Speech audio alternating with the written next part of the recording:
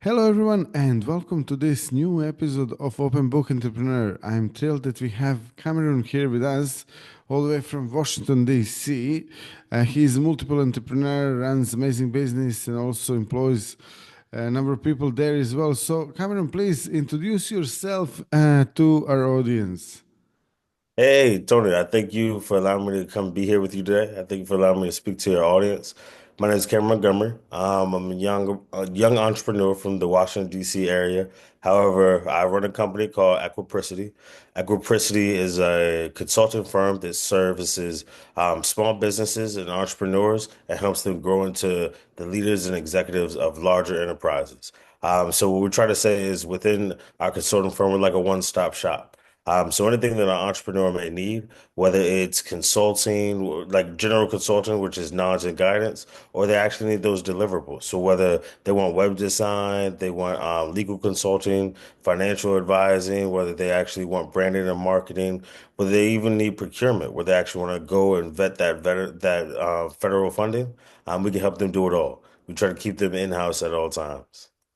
Great, sounds good. And what inspired you to start this business? So I'll be very transparent. I love business. I love the nitty-gritty of it. The tedious parts as well as just the creative aspects. For me, I also like being a part of a team. And so with this particular enterprise, I used to run a nonprofit, and I kind of got tired of just relying on the grants, the contracts, the donations, and just always having to ask for the fund. I wanted to create a true product.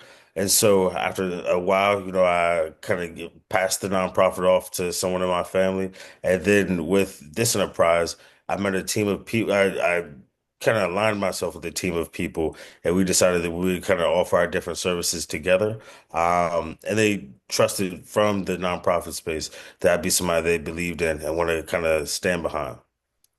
Very nice, yeah. And then also, like this podcast is called Open Book Entrepreneur. We have a lot of entrepreneurs watching us, and then on top of that, we're also talking about some of the things that are going well in your business, but then also some of the challenges that you may be facing. So, what keeps you going when things get tough in your business, when everything is not really going your way? What keeps you motivated and keeps you going in those circumstances? So one of the things I try to tell myself is that whenever you have a hurdle or obstacle or a challenge, that's the good fun. Um, where I said kind of like a challenge. I like to kind of learn more, right? And so whenever there's a challenge, I kind of see it as a opportunity to grow, to answer a question, to kind of add an extra, I don't want to say tool to the tool belt, but to kind of give me that stamina so that I can go forward.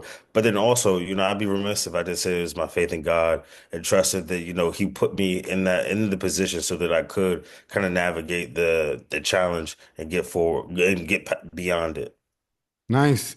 And then on top of that, like in terms of your clients and potential clients and who can actually, sort of like work with you. So can you tell us a little bit more about who is your ideal client and who can you help?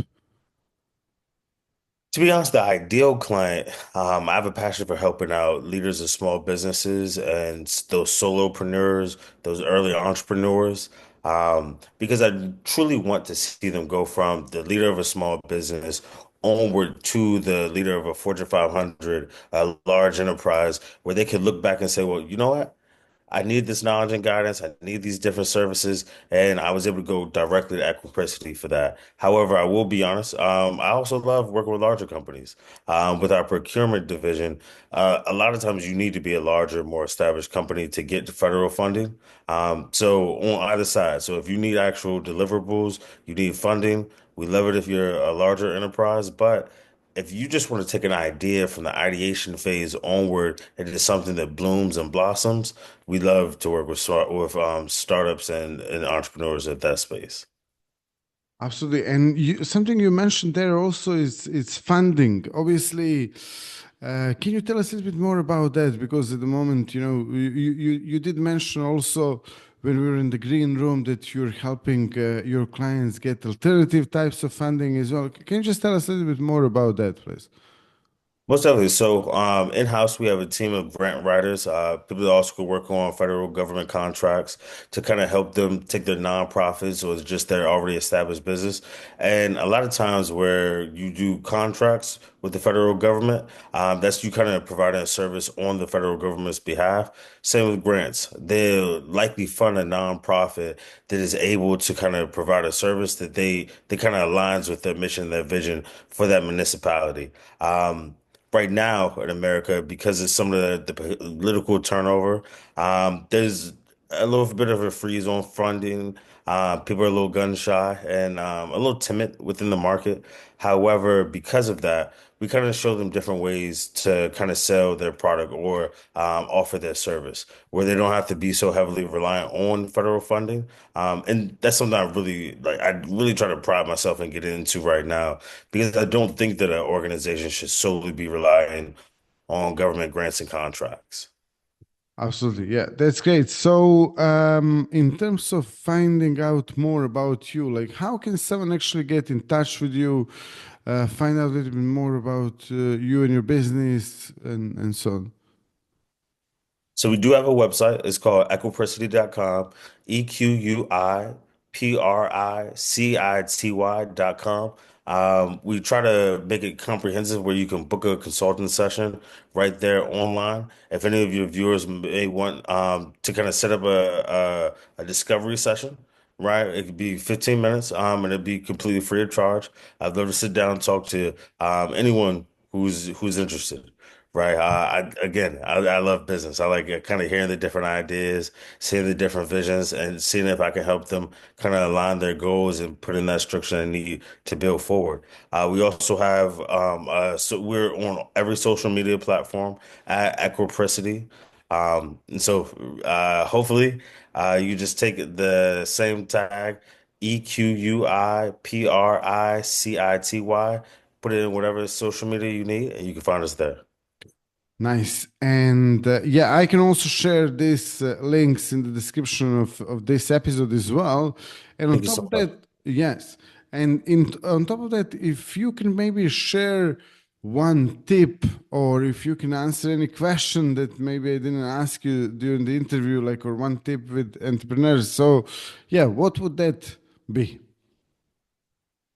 I think the most important thing for all business, right, is to understand that the basic structure of business and scaling is pretty much the same.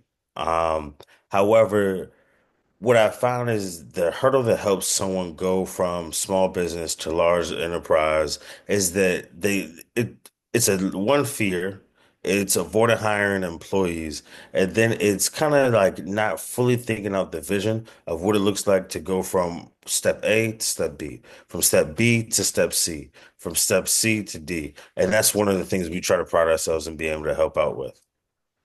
Wonderful. Yeah. Thank you so much, Cameron, for being a guest here today. Thank you all for watching and listening to this episode. And if you liked it, drop us a like, subscribe, share it with your friends and family, and see you in the next episode. All the best. Thank you again. Bye bye. Bye bye.